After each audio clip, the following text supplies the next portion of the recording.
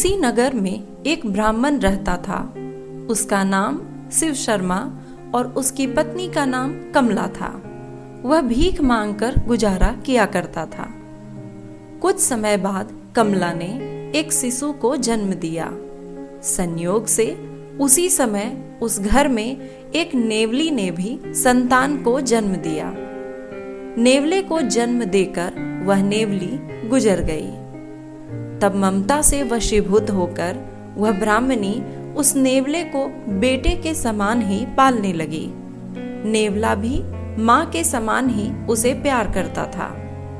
पर ब्राह्मणी के मन में हर समय यह आशंका रहती थी कि कहीं वह नेवला उसके बेटे को खा न ले। वह उस पर बिल्कुल यकीन नहीं करती थी। इसीलिए जब भी कहीं जाती तो पति से यह कहकर जाती कि जब तक मैं न लौटूं तुम कहीं मत जाना, यहीं शिशु के पास ही बैठना। एक बार की बात है, ब्राह्मण शिव शर्मा भिक्षा मांगने के लिए जाने लगा। तभी कमला को याद आया कि घर में पानी नहीं है। उसने कहा, तुम थोड़ी देर रुको, मैं जल भरकर लाती हूँ। तब तक तुम बेटे की निगरानी करो, यहाँ से हटना मत। मैं पानी भरकर अभी आती हूँ।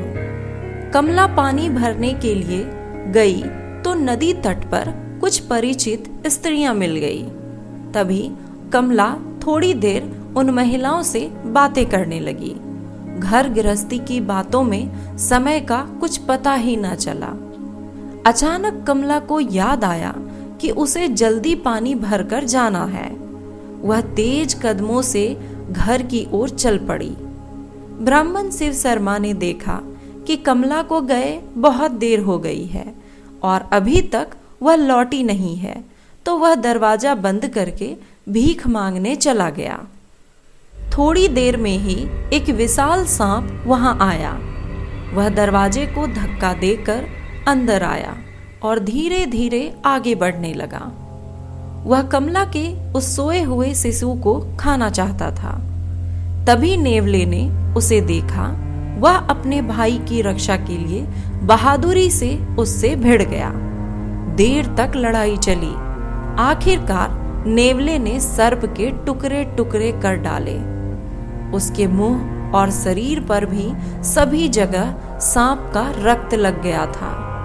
कुछ देर बाद ब्राह्मणी पानी भरकर लौटी। दरवाजे को बाहर से बंद देखकर वह मन ही मन बड़बड़ाई। लगता है वे दरवाजा बंद कर चले गए हैं। मैंने कितना कहा था कि हमारा बेटा सो रहा है, यहाँ से हटना मत।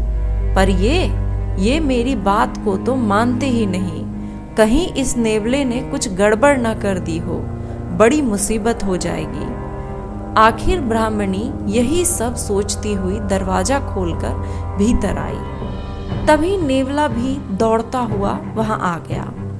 वह जल्दी से जल्दी अपनी बहादुरी का कारनामा माँ को दिखाना चाहता था और बदले में माँ से लाड़ और प्यार पाने की आशा करता था।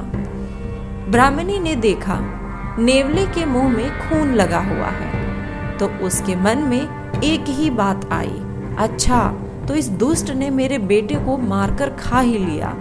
गुस्से में आकर उसी समय उसने अपने सिर पर रखे पानी से भरे घड़े को नेवले पर पटक दिया। नेवला उसी समय मर गया। नेवले को यूं अकारण मरने का दुख तो था ही, पर मरने से ज्यादा उसे इस बात का दुख था कि आखिर माँ ने उसके अच्छे काम पर उसे यह सजा क्यों दी। फिर कमला जब अंदर आई तो उसने देखा कि उसका शिशु बिल्कुल आराम से सो रहा है और शिशु के पास ही छोटे छोटे टुकड़े सांप के किए गए हैं। तो उसे सारी बात समझ में आ गई। अब तो उसके दुख और पछतावे का कोई अंत ही नहीं था। उसने सोचा कि जिसे उसने बिल्कुल बचपन से बेटे की तरह पाला, बेटे की तरह ही ममता और दुलार दिया, उस प्यारे नेवले को उसने बेकार ही मार डाला। नेवले ने तो पूरी बहादुरी से सांप से भिड़कर कमला के बेटे के प्राण बचाए थे, पर बदले में कमला ने कृतज्ञता जताने की बजाय उल्टे उसकी जान ही ले ली। कमला अब उस नेवले की याद में आंसू बहाने लगी। ब्राह्मण जब वापस आया तो उसे भी सारी घटना का पता चला। सुनकर उसका हृदय भी दुख से भर गया। शोक से भरकर उसने कहा, जो बिना सोचे काम करते हैं उनका यही हाल होता है। उम्मीद है कि आपको ये कहानी काफ़ी पसंद आई होगी। कहानी पसंद आई हो तो वीडियो को लाइक करें और अपने दोस्तों के साथ शेयर ज़रूर करें। इसी तरह की और भी कहानियों को देखने के लिए हमारे चैनल को सब्सक्राइब करें और बेल आइकन को प्रेस करें। मिलते हैं अगली वीडियो में एक और मज़ेदार कहानी के साथ। तब तक के लिए बाय बाय।